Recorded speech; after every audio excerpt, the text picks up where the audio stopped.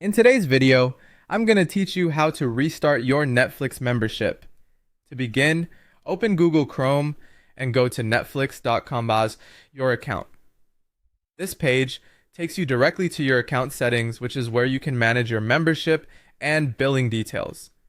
If you're not already signed in, make sure you log into the correct Netflix account before continuing. It's a good idea to double check that you're on the right profile and account page so you don't accidentally make changes to the wrong subscription. Once you're on the account page, look for the membership and billing section. This area contains the main subscription details, including your current plan, payment status, and any actions available for your account. Take a moment to read what's shown here because the options you see may vary depending on whether your account is simply canceled or if it has lapsed due to a payment issue.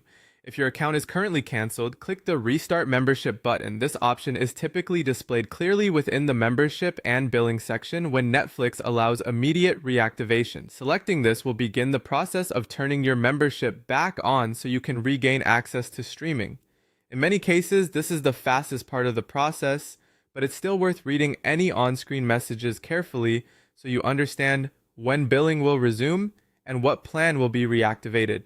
If your subscription ended because of a past due payment, you may be prompted to update your billing information first. In that case, enter your current payment details carefully and make sure everything is accurate before moving forward. Even a small mistake, like an incorrect expiration date or billing zip code, can delay reactivation. This step is important because Netflix needs a valid payment method on file before restoring your service. After updating your billing information, confirm the billing reactivation. Once you do that, access is typically restored immediately, which means you should be able to start watching again right away. If the page refreshes or shows a confirmation message, that usually means the reactivation was successful. As a final tip, after your membership is restored, it's helpful to stay on the account page for a moment and verify that your billing status now shows as active.